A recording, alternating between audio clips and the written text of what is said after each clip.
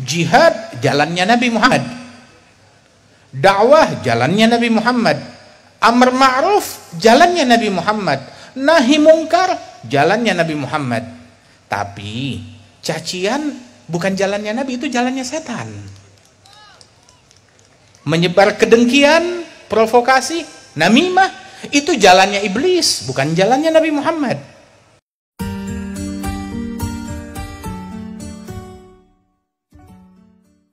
Biasanya tuh pasti ada antara manusia itu yang mengganggu ataupun yang diganggu. Kalau memang kita harus kena salah satunya, lebih baik diganggu, jangan mengganggu. Lebih baik dimusuhi, jangan memusuhi. Lebih baik dimaki, dicaci, dihina, jangan mencaci, jangan memaki, jangan menghina. Bukankah Nabi Muhammad juga demikian? Kita dengar Rasulullah SAW, beliau diganggu, tidak sedikit, banyak diganggu. Walaqad uzitu fillah ma lam yu'dza bihi ahad wa khuwiftu ma lam yukhaf bihi ahad. Aku diganggu di jalan Allah dengan gangguan yang enggak pernah diterima oleh siapapun. Aku diteror di jalan Allah dengan teror yang enggak pernah diterima oleh siapapun. Sallallahu alaihi wasallam. Nabi Muhammad dimaki, dicaci. Berapa banyak, berapa kali. Dibuat syair yang digubah untuk menghina, mencerca Rasulullah. Tapi sahabat tidak ada yang menukil syair tersebut kepada Nabi Muhammad, ditulis, dihafalkan, disebarkan, disampaikan ke Nabi Muhammad. Tidak, mati dengan sendirinya. Kemungkaran jangan kita iklankan. Kemungkaran kita padamkan, kita hilangkan, bukan kita iklankan dan kita sebarkan. Sehingga yang menyebar hingga zaman sekarang pembelaan sahabat kepada Rasulullah, syair pujian terhadap Nabi Muhammad sallallahu alaihi wasallam. Adapun ucapan-ucapan yang mencaci, yang memaki Nabi Muhammad, dipadamkan. Subhanallah. Sehingga Rasulullah diganggu banyak, dicaci banyak, dimaki, dimusuhi, diperangi. Gigi beliau pecah, kening beliau berdarah. Sallallahu alaihi wasallam, tetapi tidak ada satupun makian yang keluar dari mulutnya Nabi. Tidak pernah mengganggu satu orang pun juga. Tidak pernah mencela, mencerca satu orang pun juga. Sallallahu alaihi wasallam. Dan inilah Nabi Muhammad. Beliau diganggu tapi tidak mengganggu. Sahabat-sahabat beliau diganggu dan tidak mengganggu. Tidak mengganggu orang lain. Dan muslim yang asli, yang sejati adalah yang tidak mengganggu orang lain. Ini muslim yang asli, yang sejati. Masing-masing orang boleh mengklaim, mengklaim, oh saya muslim sejati, saya mukmin sejati, atau saya ulama, saya ini, saya itu, silahkan mengklaim semaunya.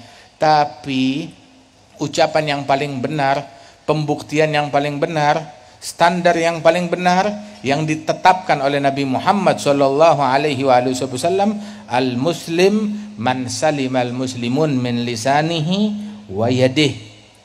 Muslim yang sejati yang membuat muslimin lain selamat dari gangguan mulut dan tangannya. Kenapa didahulukan mulut baru tangan? Sebab kalau tangan jangkauannya pendek. Tangan hanya bisa mengganggu yang hidup. Tangan hanya bisa mengganggu yang dekat. Tangan hanya bisa mengganggu yang sezaman dengan dia.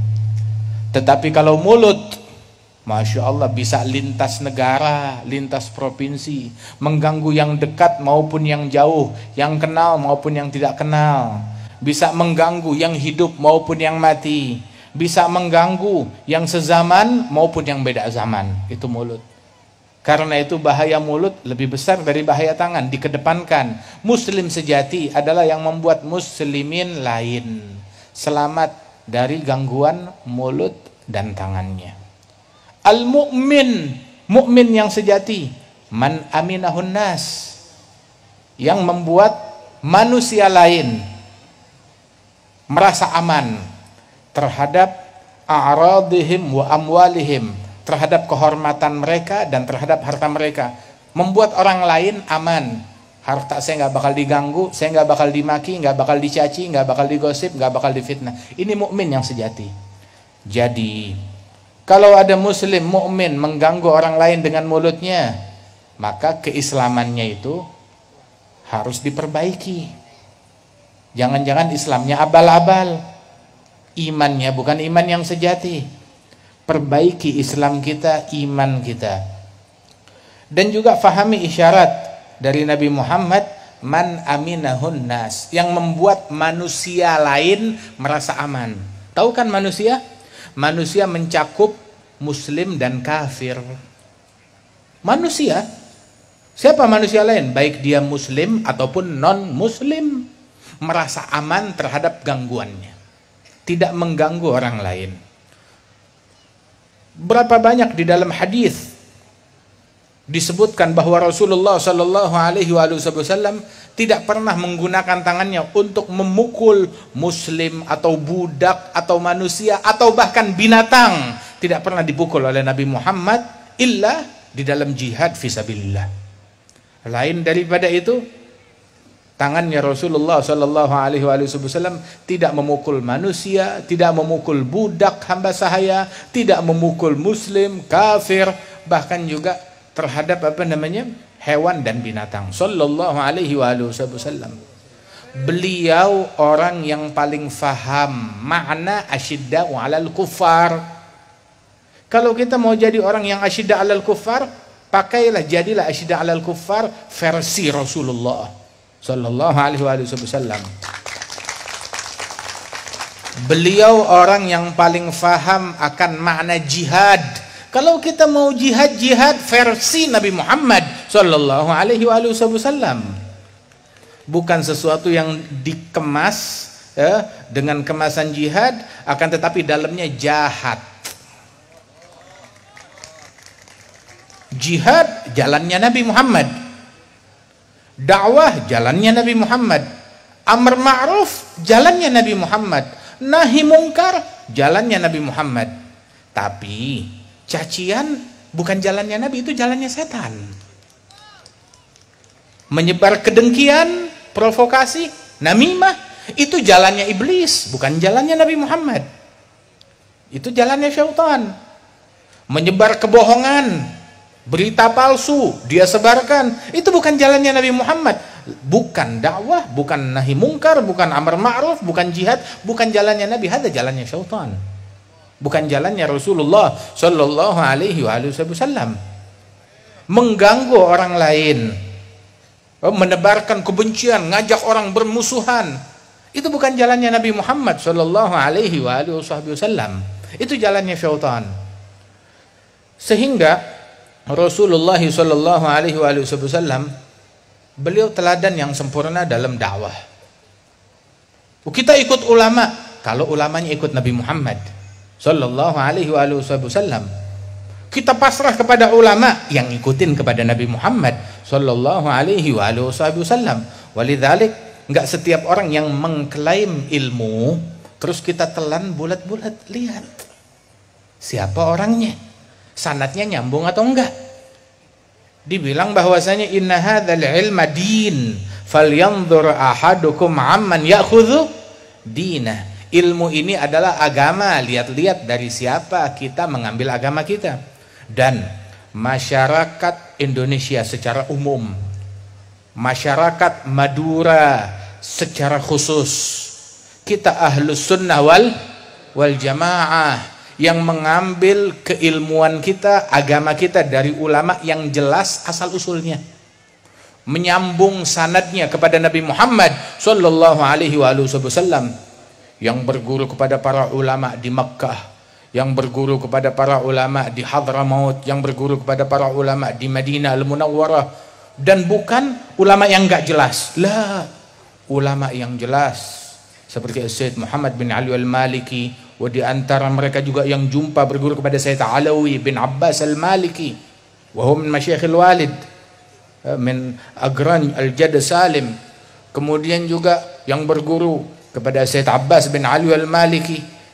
Kemudian juga yang berguru kepada Al-Habib Zain bin Ibrahim bin Sumaid, yang berguru kepada Syekh Ismail, yang berguru kepada Al-Habib Umar bin Hafid, yang berguru kepada Al-Habib Salim bin Abdullah Syatiri, yang berguru kepada fulan dan fulan dari para ulama-ulama yang luar biasa ini. Subhanallah. Hatta Al-Jad Al-Habib Salim bin Ahmad bin Jindan, ya, dengan segala keluasan ilmunya, beliau mencatat mempunyai guru lebih dari 300 guru. Sebagaimana disebutkan oleh Al-Habib Salim bin Hafidh, kakeknya Al-Habib Umar, itu beliau menyebutkan bahwasanya dia mendapatkan ijazah dari Al-Jad Al-Habib Salim bin Hafidh, mendapatkan guru daripada Al-Jad Al-Habib Salim bin Ahmad bin Jindan. Habib Salim bilang dia punya 300 guru, lebih dari 300 guru, dan salah satu gurunya dari Madura, orang Madura asli, Syekh Khalil Al-Bangkalani rahimahullah rahmatal abrar. Dan yang menyambung sanadnya kepada Syekh Khalil, Kiai Khalil, bukan cuma dari para ulama Indonesia. Al-Habib Salim bin Jindan nyambung sanadnya kepada Kiai Khalil. Kemudian juga Al-Habib Salim bin Hafidh, kakeknya Habib Umar, nyambung juga sanadnya kepada Kiai Khalil melalui Al-Jad Al-Habib Salim bin Jindan. Wal Habib Muhammad bin Salim bin Hafidh, wal Habib Salim bin Abdullah Syatiri, mereka juga nyambung sanadnya kepada Kiai Khalil melalui Al-Jad Al-Habib Salim bin Jindan. Termasuk Sayyid Muhammad bin Alawi Al-Maliki nyambung sanadnya kepada Kiai Khalil melalui Al-Jad Al-Habib Salim bin Jindan, dan juga dari para guru-guru lainnya radhiyallahu anhum wardahum. Jadi kita ngambil agama kita bukan sembarangan, dari ulama yang jelas, nyambung dari ulama-ulama yang ada di Madura, yang ada di Pulau Jawa ini, yang ada di Haramain Syarifain, yang ada di Hijaz, yang ada di Hadramaut, radhiyallahu anhum ajma'in.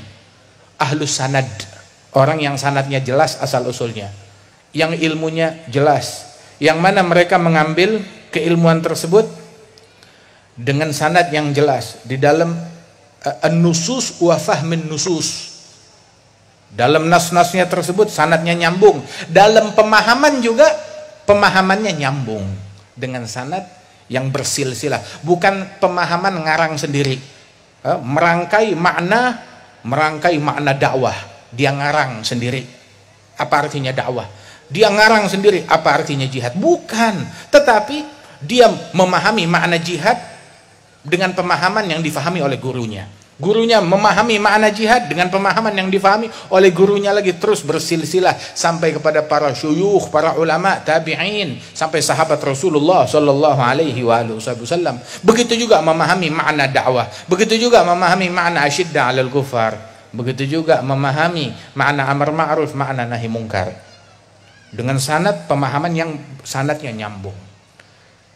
Sehingga kalau kita tahu, kalau kita nih memiliki rangkaian silsilah keilmuan kepada orang-orang besar, jangan kita tergiur kepada ajakan-ajakan yang tidak jelas untuk membuat kita meninggalkan apa yang sudah kita punya.